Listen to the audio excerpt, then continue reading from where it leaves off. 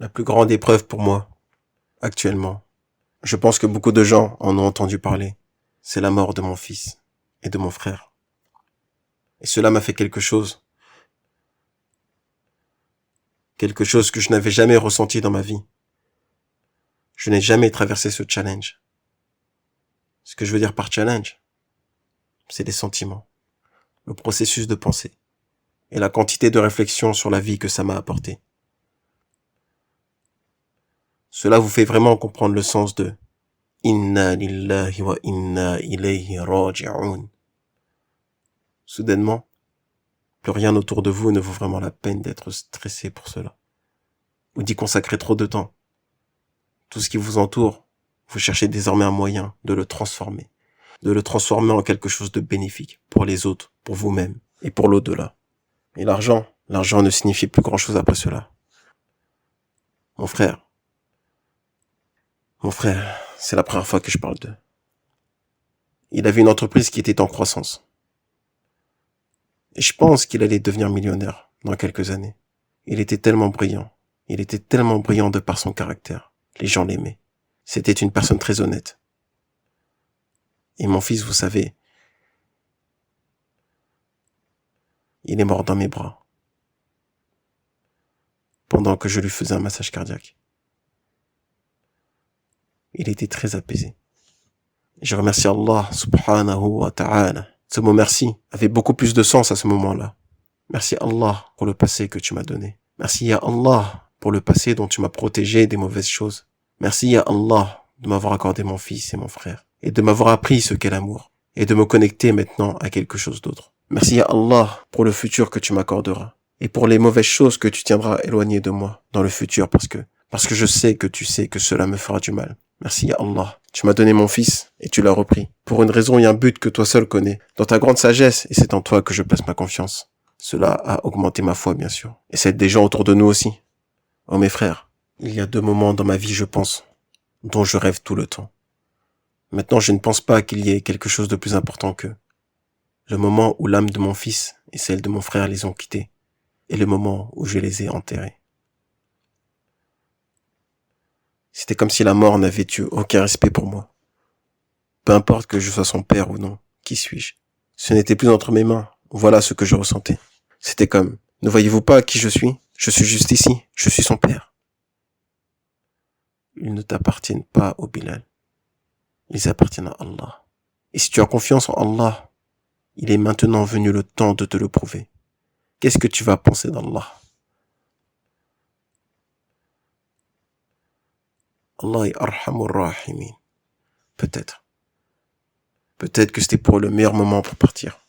Peut-être que je reste encore pour une quelconque raison. Allahu A'lam. Et au moment où ils ont été enterrés, j'étais dans la tombe. Et j'ai eu envie de me cogner la tête contre les murs. Je voulais en finir avec ça. J'ai regardé mon fils et je me suis dit, mes mains, comment pouvez-vous mettre mon fils dans le sol? Comment oses-tu? Je suis le père. Je suis censé le protéger. Je sais que je lui ai promis des choses. J'ai promis à mon fils. J'ai promis à mon fils que je ne serai pas toujours là pour lui. Mais je lui ai dit que j'allais lui apprendre à se tenir droit sur ses 2 jambes. Mais ensuite, je me suis souvenu de Rasulullah sallallahu alayhi wa sallam.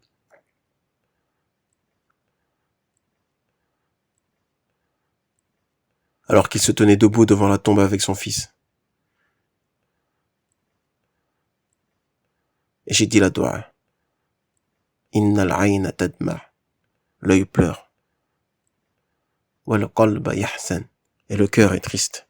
Wa inna bifirakika ya Ibrahim. Ô Ibrahim, ta séparation nous remplit certes de chagrin. Wala naqulu illa ma yurdi rabbana. Et nous ne disons que ce qui satisfait notre Seigneur.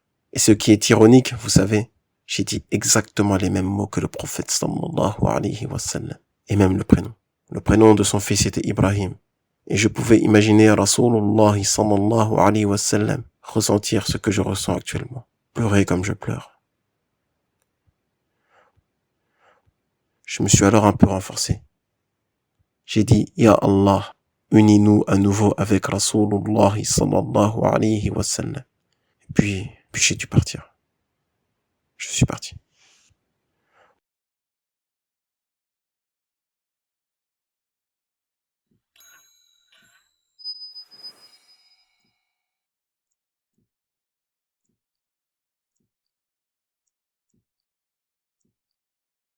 Avant de vous quitter, je veux juste finir avec quelque chose de bien. C'est qu'avant de partir, nous avons fait un voyage fi sabilillah. On est parti pour plaire à Allah subhanahu wa ta'ala. Et qu'est-ce qu'on a fait pour lui plaire? Nous avions nos parents, nous voulions les rendre heureux. Nous manquions à ma mère qui était au Liban et à mon père. Mon frère et moi-même, nous leur avons parlé pour la dernière fois avant de partir. Et il avait les larmes aux yeux. Mon frère était il avait cette douceur dans le cœur. J'ai regardé mon frère et mon fils et j'ai dit, vous êtes sûr de vouloir y aller en cette période difficile? Parce que c'est la guerre civile. Il y a des troubles. Mon fils avait ce grand sourire sur son visage. Il a dit, je ferai n'importe quoi, Baba. J'ai hâte de les voir et de les rendre heureux.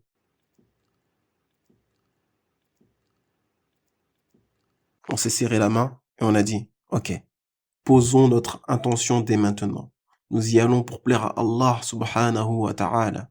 Parce que si nous mourrons là-bas, Inch'Allah, nous mourrons en tant que martyrs. Inch'Allah, Ya Rab, nous mourrons sur le chemin d'Allah. Et si nous revenons, Inch'Allah, avec une énorme quantité de récompenses.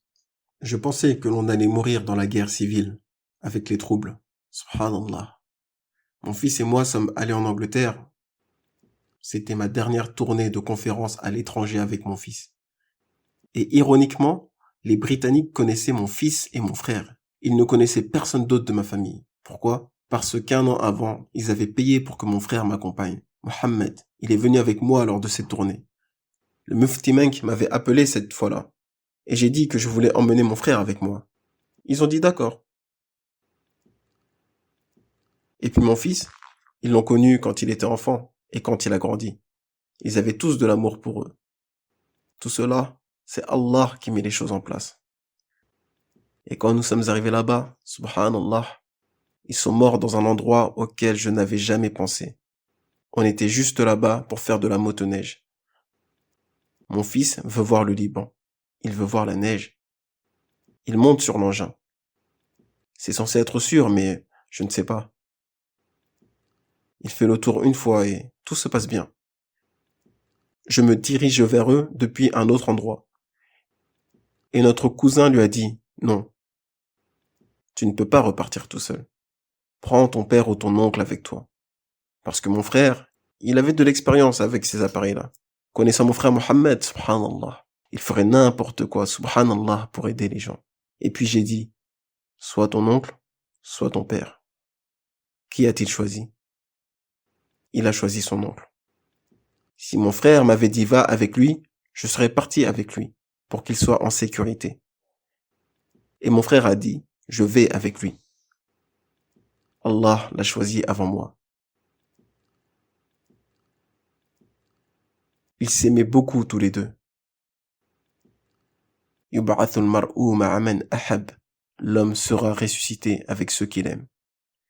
Ils ont pris un virage, et c'est là que je les ai vus. Mon père était là, j'étais là. Mes cousins étaient là, 2 d'entre eux. De ce que je voyais, ça démarrait très bien. Et puis, j'ai eu un pressentiment. Wallahi, une voix dans ma tête m'a dit, ils vont s'écraser contre le mur et mourir. Et cette voix s'en est allée. Je pouvais le voir, comment je ne sais pas. Et puis c'est parti. Je l'ai oublié. Je voulais me dire moi-même, je suis heureux, et mon fils prend du plaisir. Ok, khlas. Mais je voulais qu'il descende. Je n'étais plus joyeux vis-à-vis de cela. Mon cœur n'était vraiment pas tranquille. C'était inconfortable. C'était vraiment, vraiment très inconfortable. Tout comme cette voix qui est venue soudainement et qui est repartie.